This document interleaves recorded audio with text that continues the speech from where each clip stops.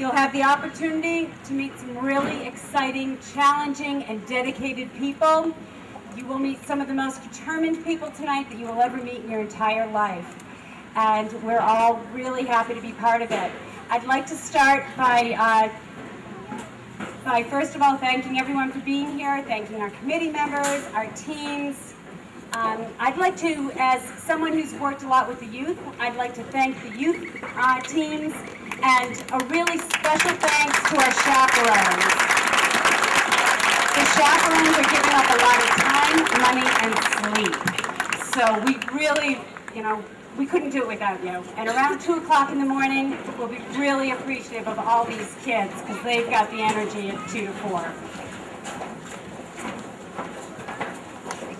3 wonderful tri-captains this year, Janet Vinci, Lucy Cellini, and Penny Esposito.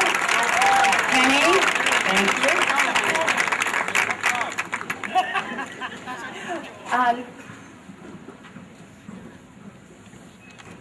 The people who do all the finances and collect the money, it's a taxing, difficult, slow job. And we would like to express thanks to Amy Fallon and Dee Lord.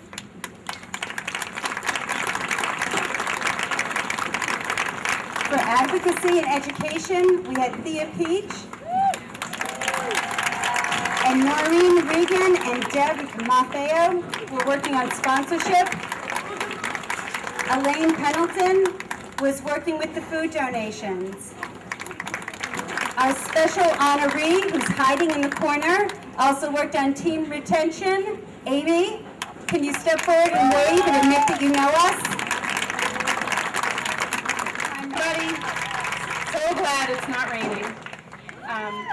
Today, this is something we thought we'd do this year, is to acknowledge the teams and the team captains, because you have to say, we want to say thank you.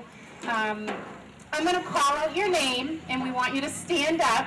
First the team captain, then your team, if everybody's out here. Just so everybody can see where you are. Just stand up and wave, okay? And they're alphabetical. So first is Kelly Joyce with Amy's Army.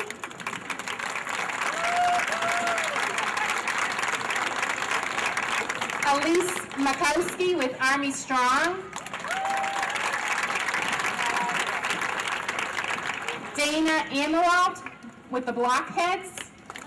Crusaders for Birthdays.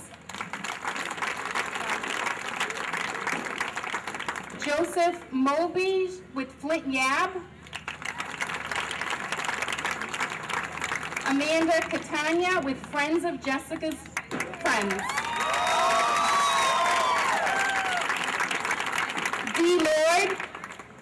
D. Lord. Funky Bunch. Linton Burke with Funky Bunch 2. Stand up. Cheryl Delaney, Hockey Moms Plus.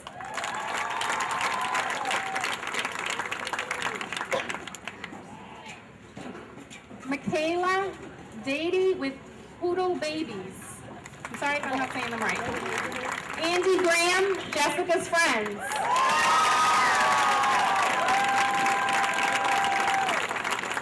Michael Sirigliano with Kryptonites. Noreen Goodrow with Lifesavers.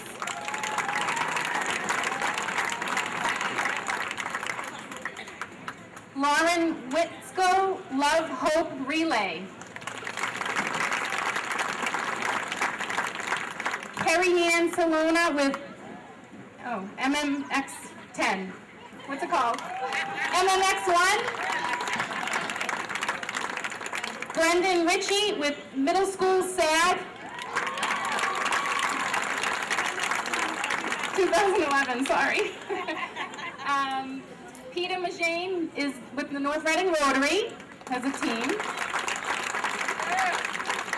Rachel Goodrow, Once Upon a Cure. Thea Peach with Over the Rainbow. Justin Pelledge with Papa's Posse. Emily Burns, Patty's Beach Bums.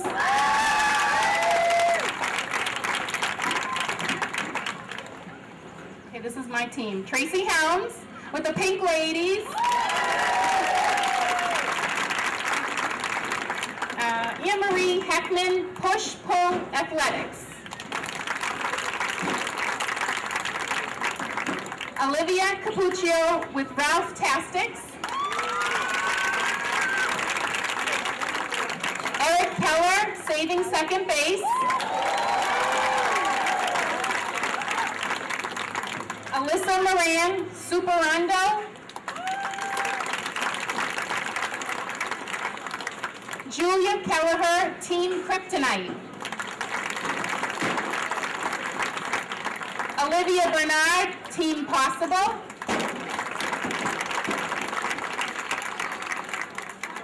Amy Nigro LeBlanc, The American Dream.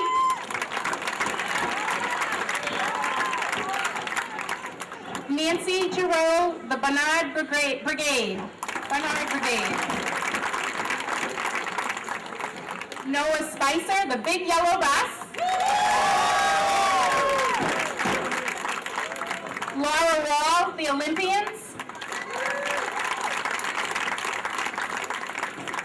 James Rich, The Sixers. Kelly Calder, The Sleepwalkers. Christine Capizzoli, The Vixens. Janet's team. Nick Andre, The Wolf Pack.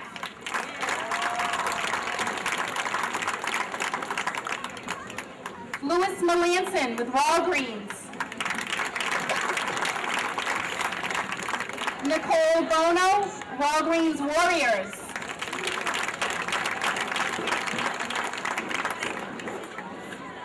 John Andre, Westmoreland. And we had a team, it was registered as a team, but it's under Rick Doucette. We had the North Reading High School class of 2010 made a $3,000 donation to this year's relay, so we want to acknowledge that.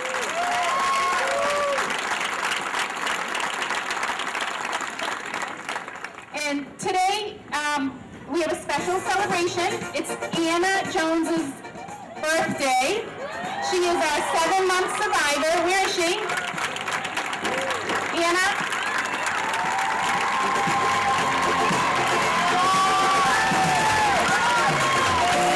And we have Amy Flaherty celebrating her birthday. Happy birthday.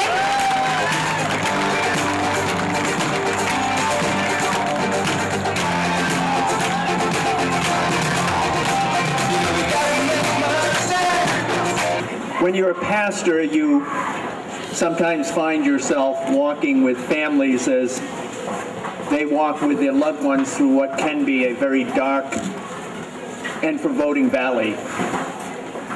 5 years ago, I found myself in that valley with a remarkable man, a man who showed an entire congregation what it means to be a loving husband and a devoted father under difficult circumstances.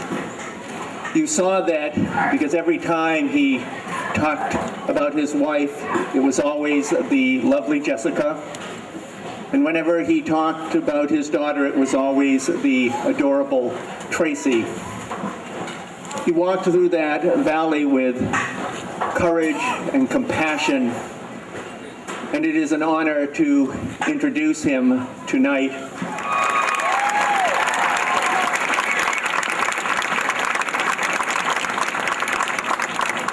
Thank you, Rick. How do I follow that? I first have a few thank yous. I want to say thank you to the Relay for Life Committee, because without them, none of us would even be here tonight. So thank you. I also want to say thank you to the thoughtful and responsive residents of North Reading. Let's hear it for the residents of North Reading.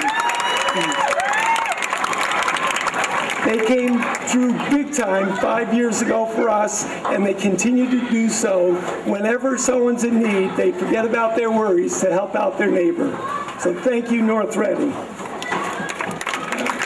And they also know how to raise money.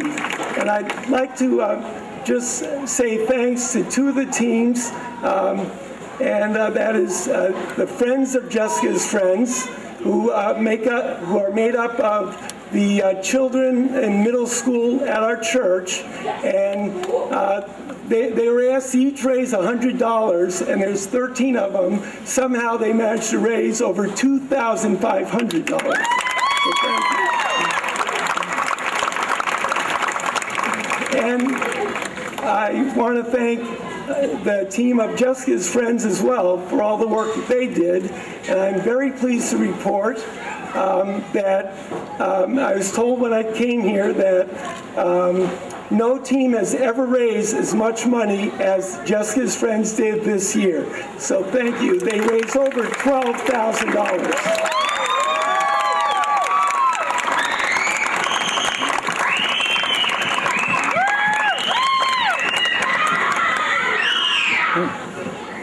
Most of all, Tracy and I would not be where we are today without the love and support from our family and our friends who have always been there, and they will always continue to be with us. So thank you very much. We love you all.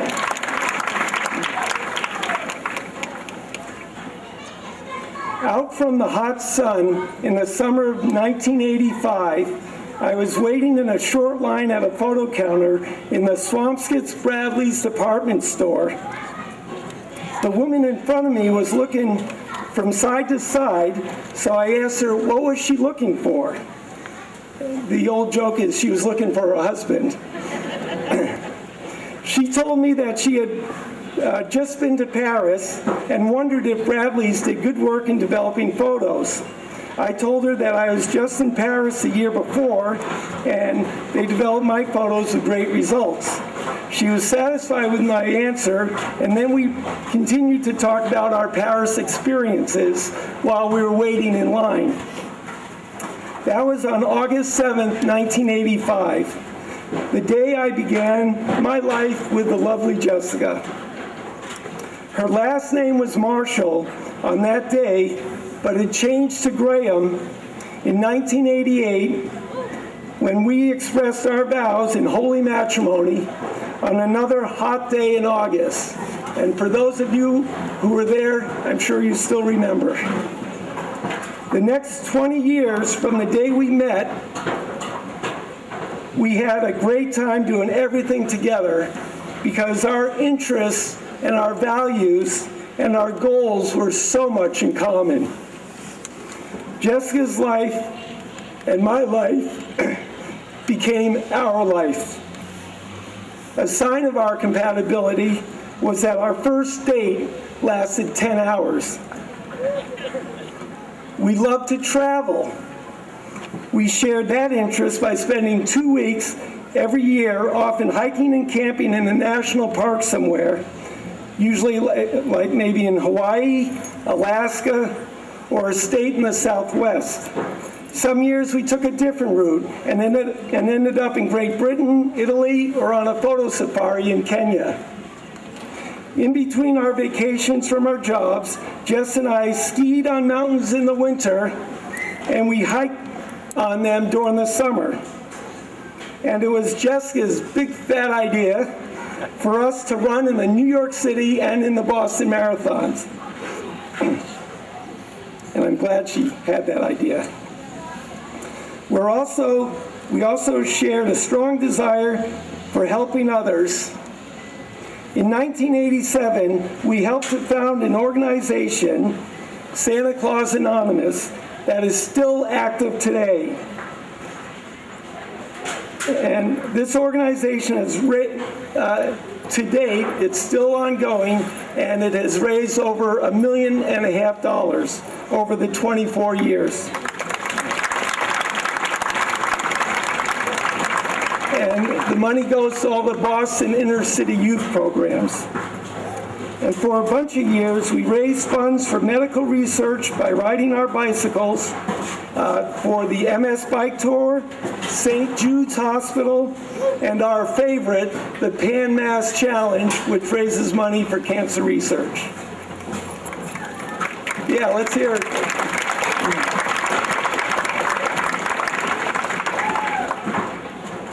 You know, this is a very interactive session. If you really want to clap, go right ahead.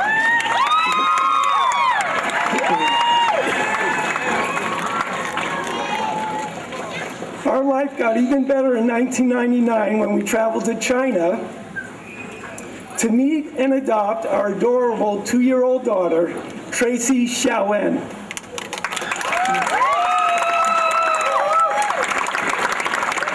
Naturally, the interest for Jess and I changed.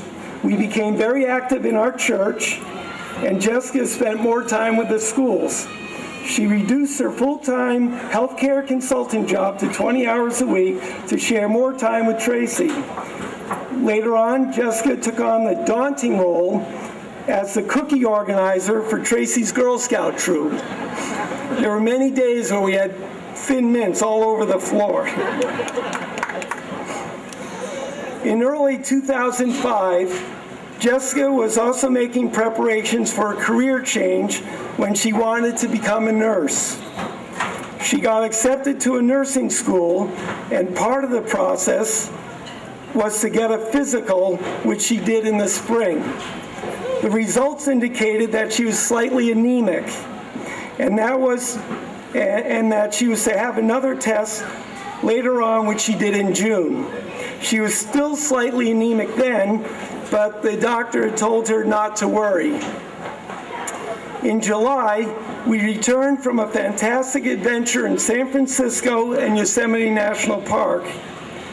2 weeks later, on July 21st, 2005, her doctor called her during the day and asked her to come in for a blood test to check on her anemia. She also told the doctor that she'd been experiencing a low-grade fever for a couple of days. This all added up to something that changed our lives forever. Jessica got a call from our doctor at around 9 p.m. that night, where he told her that she tested positive for leukemia and needed to get to Beth Israel Deaconess Hospital immediately. The normally grounded and collected Jessica was so shook up, she burst into uncontrollable tears and handed the phone to me as I was just coming home from a work-related event. The doctor empathetically repeated the terrible news and urgent message to me. I broke the news to a neighbor and then carried our 8-year-old sleeping Tracy across the street to her care.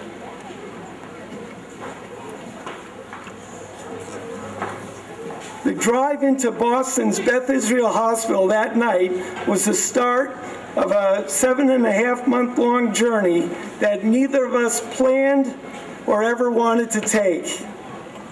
We were told by the hospital's highly recommended team of oncologists that Jessica would need several rounds of chemotherapy, and then most likely she would require a bone marrow transplant.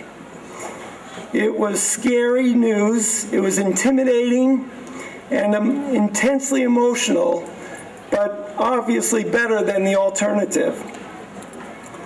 But Jessica, being Jess, was a determined individual. She handled the first round of chemo with tremendous grace. The entire floor of doctors and nurses were calling her their star patient. After her first round, her leukemia incredibly and unexpectedly went into remission. She was cancer-free, at least for then.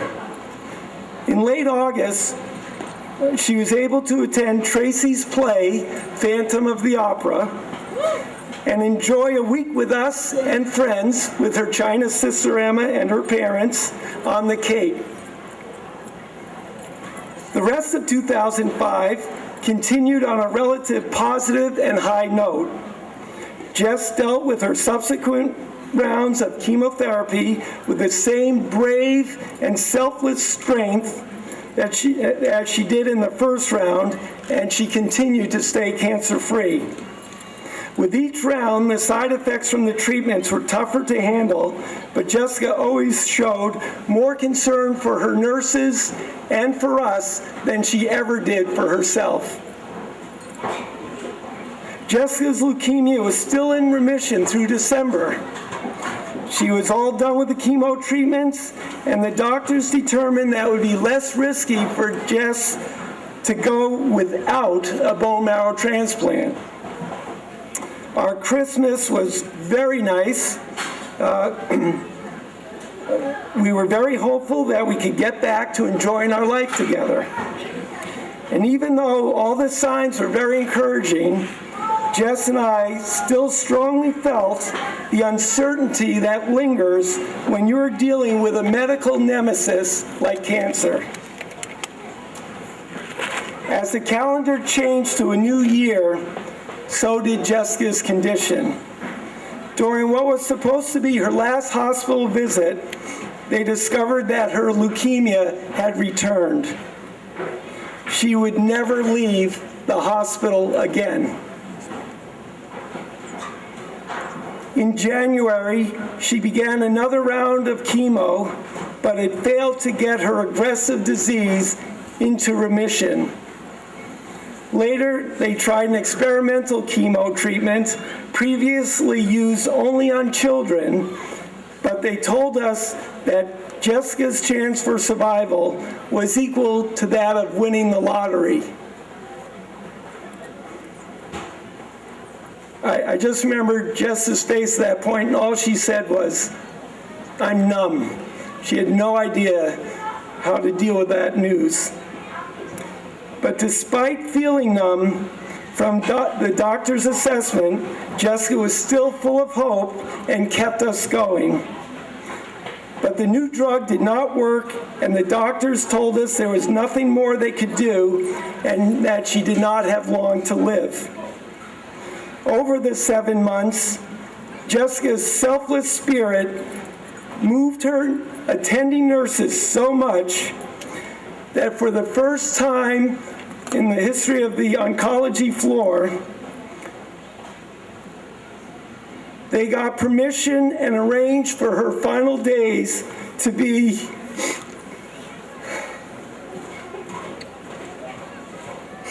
no one ever said this would be easy. They said her Andy, you can do it, Andy. Come on,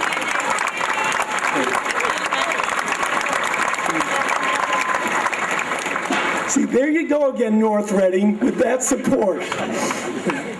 They got permission arranged for her final days to be not in the ICU where she was, but with them under their care on the oncology floor. It was like a family reunion for them, and it was a beautiful moment. It was a fitting, heartfelt tribute that Jess well deserved for the congenial way that she led her life. She hung on much longer than the doctors estimated. And very late one night, when I was in another room typing in the daily blog, the website, and I was typing the words that it was okay for Jessica to let go because she was just hanging on. And as I was typing those words, a friend who was with Jess rushed in and got me because Jess had opened her eyes for the first time in a long time. So at 1:30 a.m. on February 24th, 2006, my wife and Tracy's mother, the lovely Jessica Marshall Graham, looked at me one last time as she died in my arms at the age of 48.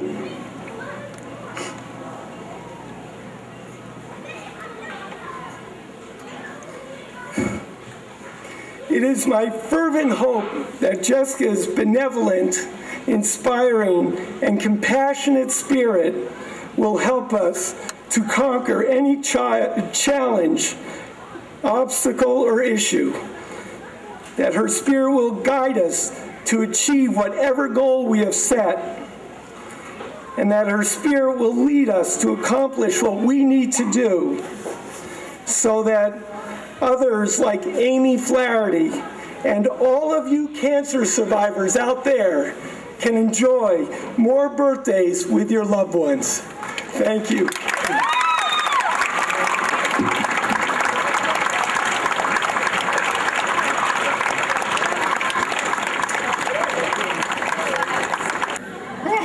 Oh, God.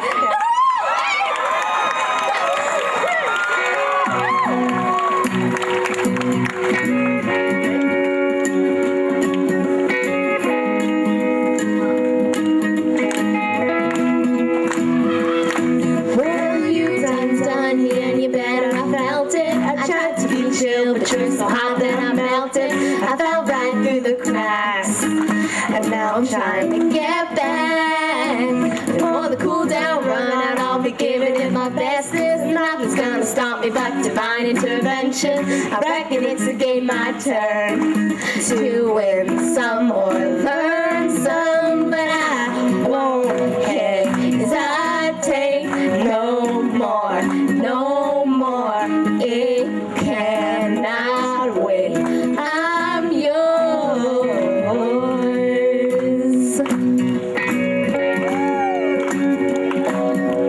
Hey, hey.